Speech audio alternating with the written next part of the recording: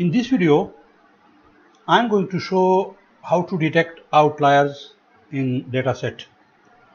If there are outliers in dataset, there may be a problem, and in order to remove outliers from dataset, we first need to detect outliers. So this video is based on detecting outliers in dataset in our programming language. An outlier is a value or an observation that is distant from other observations, that is to say, a data point that differs significantly from other data points. An observation must always be compared to other observations made on the same phenomenon before actually calling it an outlier. An outlier may be due to the variability inherent in the observed phenomenon. For example, it is often the case that there are outliers when collecting data on salaries, as some people make much more money as compared to others. Outliers can also arise due to an experimental measurement or coding error. For example, a human weighing 786 kgs is clearly an error when encoding the weight of the subject. Their weight is most probably 78.6 kgs or 7.86 kgs, depending on whether weights of adults or babies have been measured. For this reason, it sometimes makes sense to formally distinguish two classes of outliers. Number one, extreme values, and number two, mistakes. Extreme values are statistically and philosophically more interesting because they are possible but unlikely responses. So we should check whether or not all the assumptions of a classical linear regression model hold true. Potential problems include when there is a non-linearity of the outcome predictor relationships, when there is heteroscedasticity in the data set, when there is the presence of influential values in the data that can be either due to outliers or due to high leverage points. There could also be problem of autocorrelation and multicollinearity. All these assumptions and potential problems can be checked by producing some diagnostic plots visualizing the residual errors.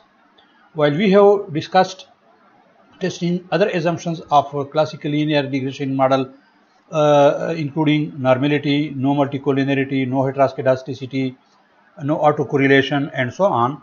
In this video, we will focus on how to detect outliers in a data set. So there are several approaches to detect outliers in R, from simple techniques such as descriptive statistics, including minimum, maximum, histogram, box plot, percentiles, to more formal techniques such as the Hempel filter, the Grubbs test, the Dixon test, and the Rosner test for outliers. So starting with descriptive statistics, several methods using descriptive statistics exist. We will present the most common ones in our analysis today, that is maximum and minimum, and then we can check summary of the variable, and we can check summary of the variable like this command: summary within parentheses hsb3, which is the file name, and then dot the dollar sign and signs. This is the name of the variable. So it will give a descriptive like this. It has minimum, first quartile, median, third quartile, mean, and maximum, where the maximum and the minimum are the extreme values. That is, the first value is the minimum and the last value is the maximum value in the above output. Alternatively, they can also be computed with the commands min within parentheses the variable, and that will give values like this. For example, this command minimum within parentheses hsb3, this is file name, dollar sign, and this is variable name. This will give us minimum value of 10. Similarly, the other command for maximum will give value this. Range will give us 10 and 95, where 95 is the maximum and 10 is the minimum, and range will be equal to the difference between 95 and 10, that will be 85. Then this is the mean that we can compute with this command. This is the median. This is the interquartile range, which is the difference between the third quartile and the first quartile. We can also check histogram for the data, and this is the command for histogram. And then we can make a box plot, and using rbase, the command for the box plot is box plot within parentheses hsb3 $ science comma ylab is equal to science. It will give us box plot. Then there are 3 hypotheses. We can also use some statistical tests like Grubbs test, Dixon's test, Rosner's test, but in this video we will focus on this first test, the Grubbs test. There are 3 statistical tests. These 3 statistical tests are part of more formal techniques of outlier detection, as they all involve a computation of a test statistic that is compared to tabulated critical values. We will do this in R. So it is recommended to check normality visually with the QQ plot, a histogram, and R box plot for instance, and then we can use the formal test. So we'll check the normality of our data thanks to a QQ plot. For that we will install from packages car, and then we will give this command library car, and after this QQ plot, it will create a QQ plot. Then we will conduct groups test. It allows to detect whether the highest or the lowest value in data set is an outlier. So if we want to check whether the highest value is not an outlier, so the null hypothesis is the highest value is not an outlier against the alternative hypothesis that the highest value is an outlier. For checking, if we want to test the lowest value is not an outlier against the null when it is outlier, we will use also another command. So these are the commands for groups test. We will do that in R. So let us go to R. So this is how R looks like. So first of all, we would like to import data. I have already imported data here. This data set is HSB3, and let me show this to you. These are 2 variables in this set. One is science, one is social studies. So I would like to use this variable for outliers. Okay, so how to do that? First of all, I would like to check summary of this. So to check summary of this variable science, I'll give this command summary within parentheses hsb3 $, and if I run it, it will give me, this is a minimum value 10, first quartile is 44, median is 53, mean value is 51.86, this is third quartile, and this is maximum value. After this, alternatively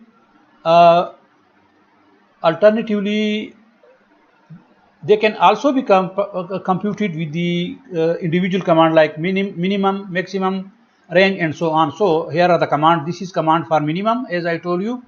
If I run, it has shown that 10 is the minimum value in this. Now let me check maximum value in this data set, and the maximum value is, this is 95.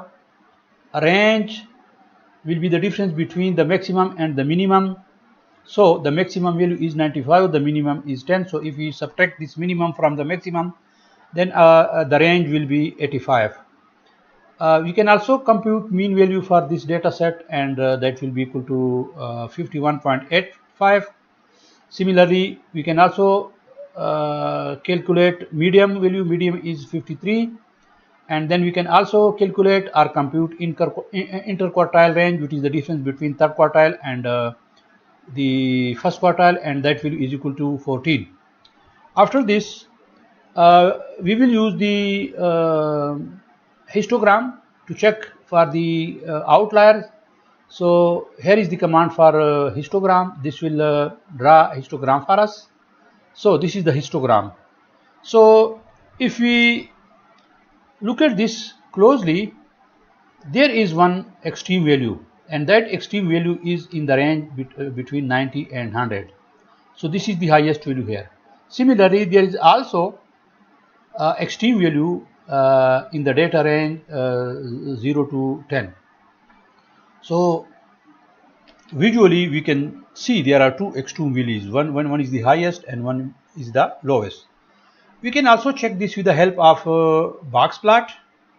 And for box plot, we give this command, and by running it, this is the box plot. And if you take a closer look of this box plot, we can see there is one extreme point here, that is the highest value. There is another extreme point here, which is the lowest value.